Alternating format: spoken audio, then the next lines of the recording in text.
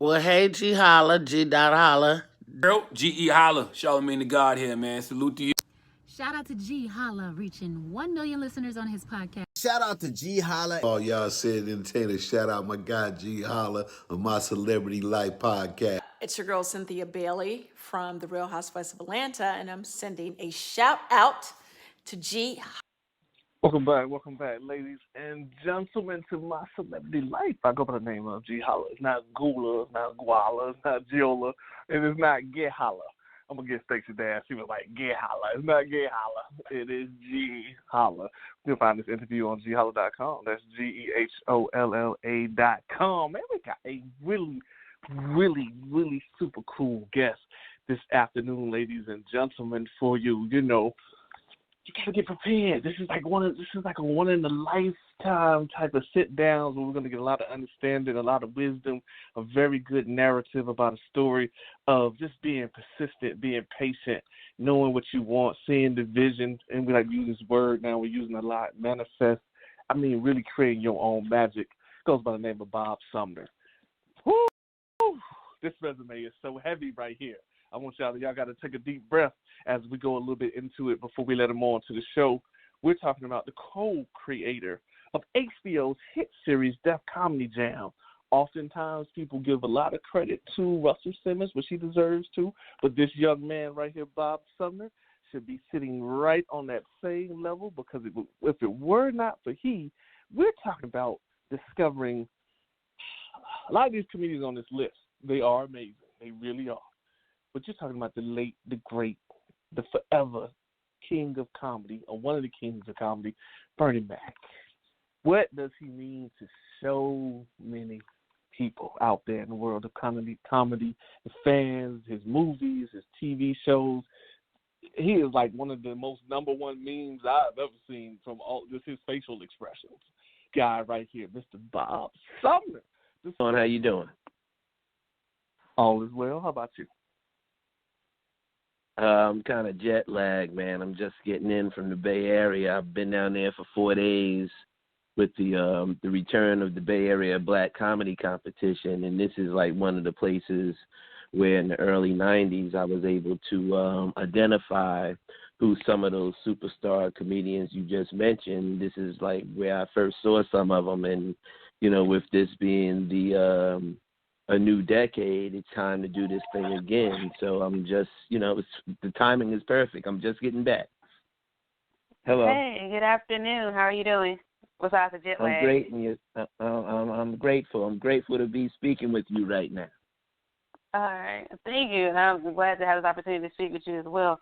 So I want to go back a little bit into your childhood and then work my way back up to the present before we get into, like, other co-hosts and other questions. So I was reading that you were a New Jersey native. Could you tell a little bit about your childhood and when you first realized that you had a knack for discovering talent? You know, it's very interesting because I grew up in an entertainment world.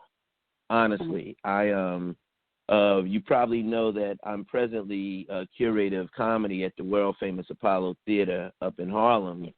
And as a toddler, I used to sit in those seats at the Apollo because my parents would bring me over there because my uncle is actually in the Rock and Roll Hall of Fame. He was in a singing group called the Platters.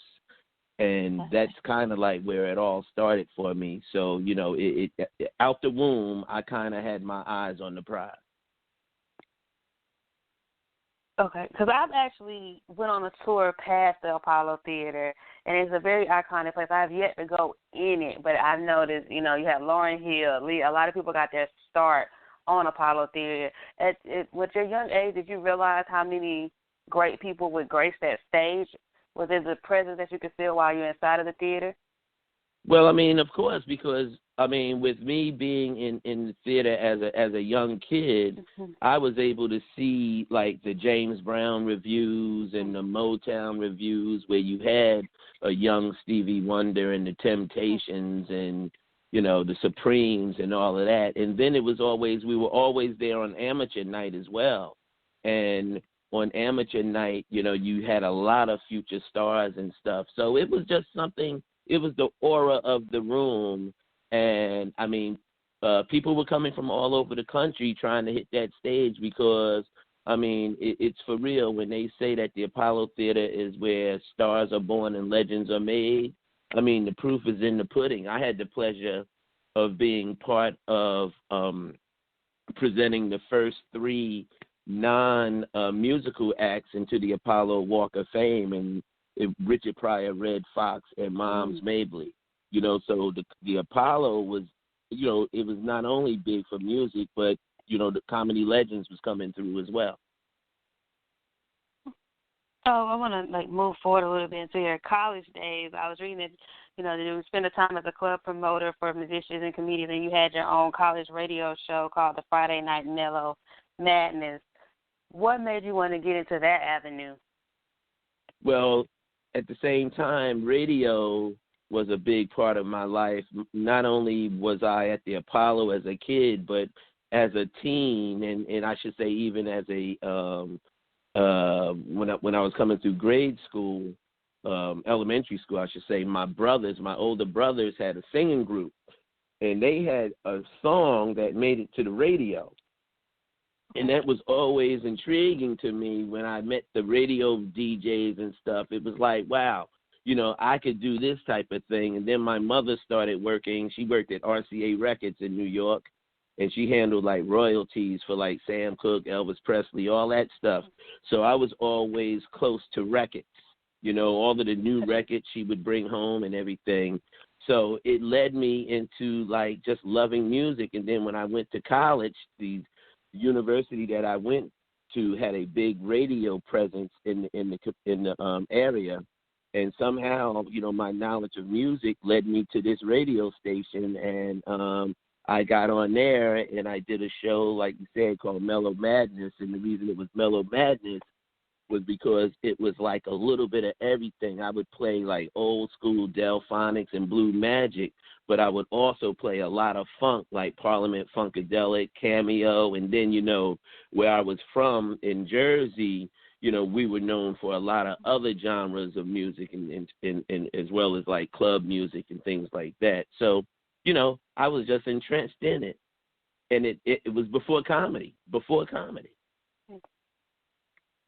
how did you make the transition? I know you said you mentioned Apollo Theater and having watching comedians as well as musical acts. So how did you make the transition from music into developing or discovering rather comedians? That's a great question, because it was actually a one thing led to another, back to the other. When I was in college and I was doing my thing in college radio and stuff, I actually got involved in promotions in terms of volunteering. I was trying to move up in the ranks and get to know all of the right people. And one of the right people that I happened to get to know was a man named Teddy Powell. If that name rings a bell, if you watch The Godfather, the Black Godfather, the documentary that Reggie Hudlin did on Clarence Avant, you would hear that Mr. Avant mentioned a man named Teddy Powell, who was a big music promoter and club owner in the North New Jersey area in the 50s, 60s, 70s, and 80s, which I was a part of. And I just pretty much, because I had tie-ins through the, through radio, I found a way to help promote his shows, like going, around the corner. And then I started like going and putting posters up downtown Newark and stuff. Him, and then there was a man named Alif Muhammad who was one of his mentees. So I was working with these guys, and then there was another guy by the name of Chuck Brownlee, who was another local promoter who was doing a lot of big jazz shows with like Dizzy Gillespie and Ramsey Lewis, and I had a chance to, actually sit down and chop it up with these guys, and everything led to back to these shows would always have comedians who opened up the shows for the music acts. And I just tied it all together when it was time for me to do my thing. It's as simple as that. Crazy, So with all the entertainment influences that you grew up around, do you think it was destined for you to be in this field? Well, it was going to be this or sports. And that's why I treat the way I do my comedy shows and stuff no different than if I was an NBA scout or an NBA general manager or NFL scout or general manager. It's like the same way. I knew I was going to be in the music, entertainment industry, or I was going to be in the sports.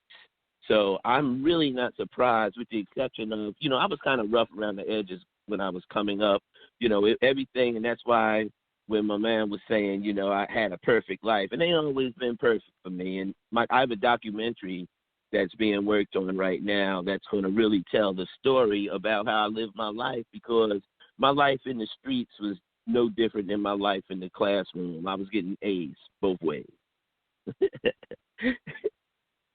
Yeah. So that life that you speak of, that you was mentioning, that will be told more in the documentary, do you think that is what helped you to have that knack in this field? Because, you're here in the entertainment business, you got to be, sometimes it can be cutthroat, so you got to know how to maneuver through it in order to survive. Do you think that helped you as well?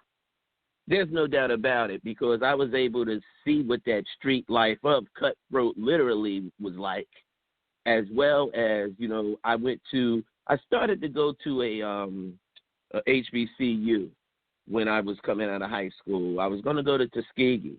And then all of a sudden, Seton Hall University came, and I saw, not only was I going to be able to save a couple dollars, I was going to be able to see both sides of the world, because Seton Hall University is right down the street from Newark, New Jersey, where any and everything goes.